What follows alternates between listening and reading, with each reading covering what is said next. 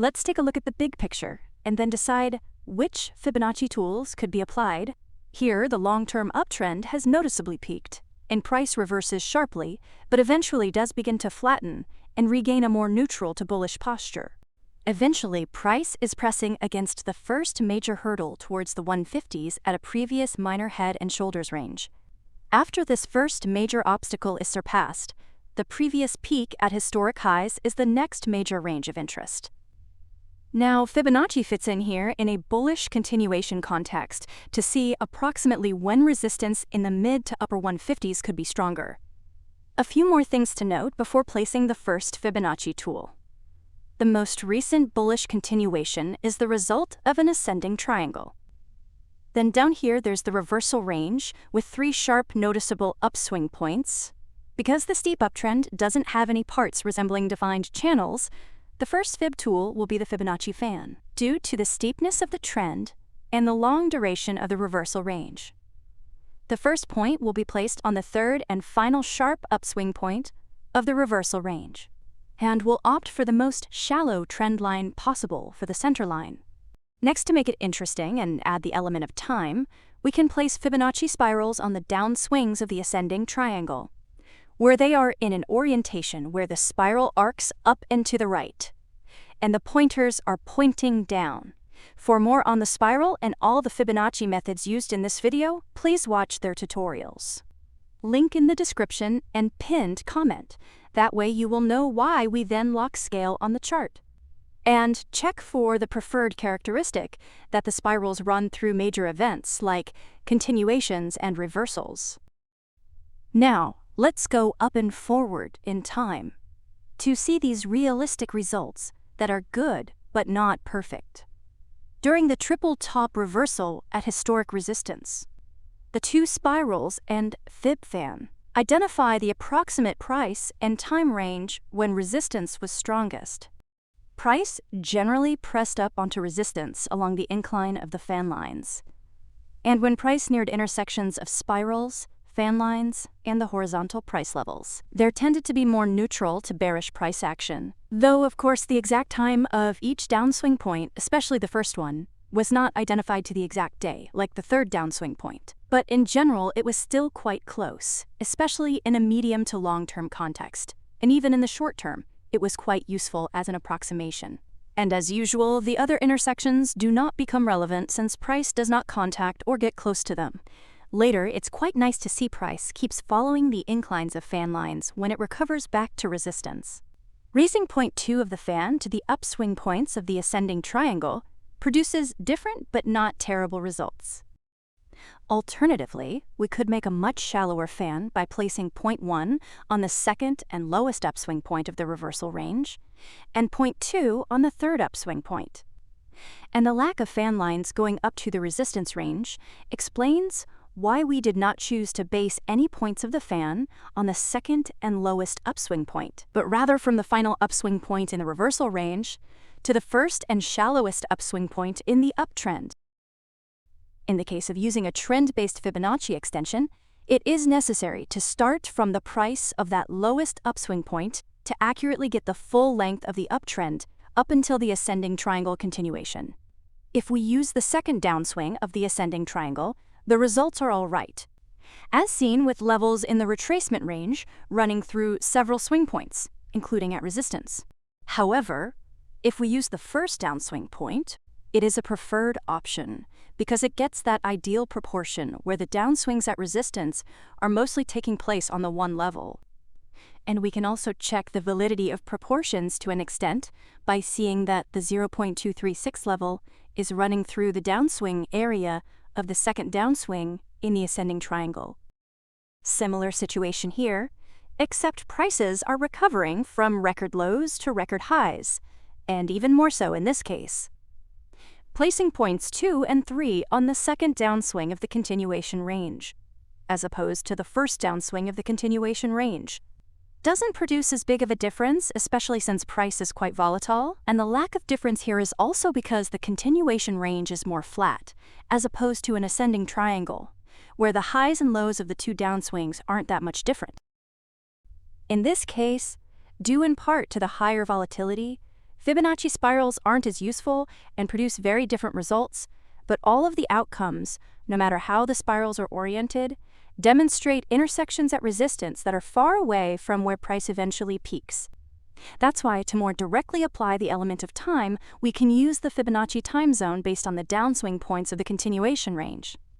And we can see right away with both variations, the time zone lines intersect with some important swing points, most notably that downswing peak at record high resistance.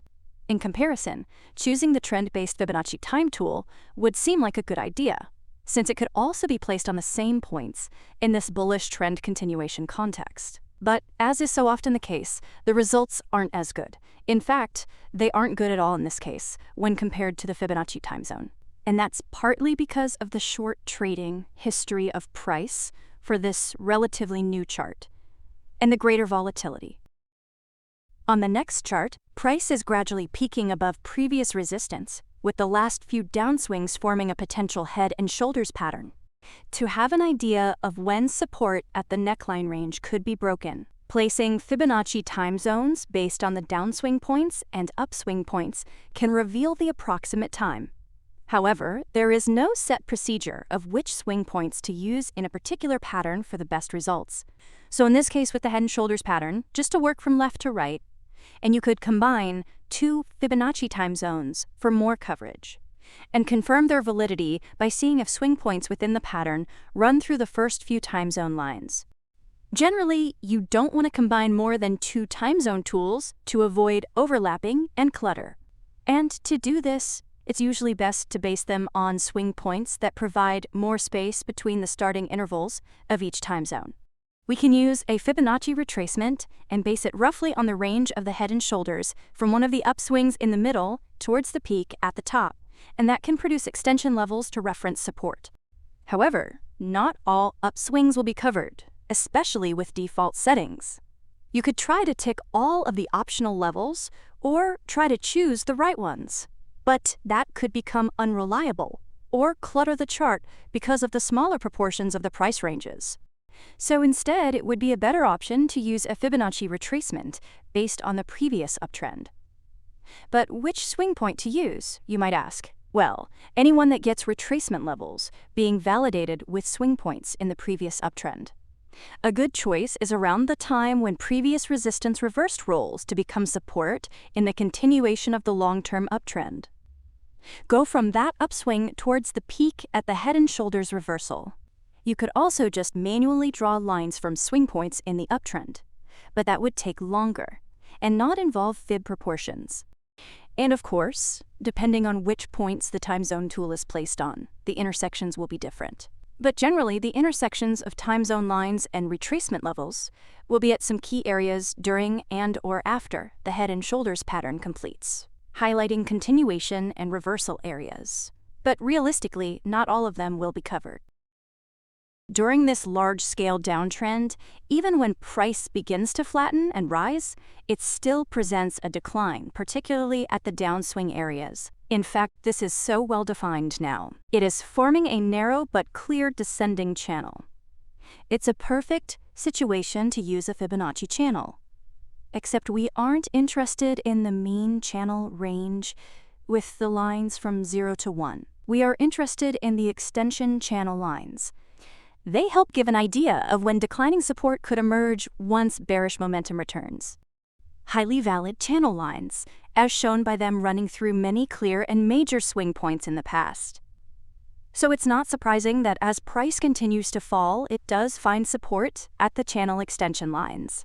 But they are generally presenting a slight decline.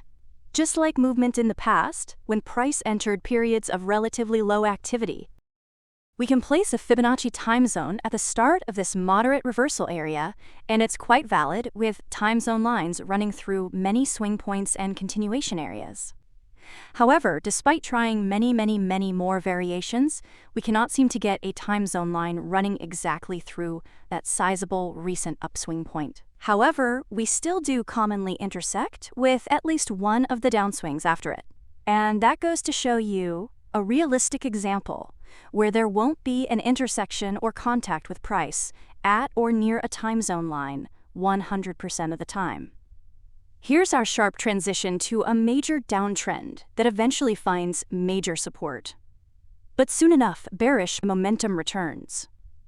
And we can use a Fibonacci extension based on that initial drop, 4 points 1 and 2. And then the lowest and highest price in that neutral to bullish phase, 4 points 2 and 3. It produces valid fib levels, as seen, with them running through clear swing points during and after that neutral to bullish phase. We could do something like that too with the Fibonacci retracement tool, except the large range requires turning on the 1.272 level to capture that gap as price spreads out below that temporary support range. When this new bullish phase begins, we can place a Fibonacci time zone on the first upswing. It is quite a minor one, but a clear upswing nonetheless. From this initial small time interval, subsequent time zone lines run through and intersect at price and time ranges, where major events happen, especially those 3 downswing points and the more recent minor bearish continuation, the latest in a long line of bearish events, in the ongoing large-scale downtrend.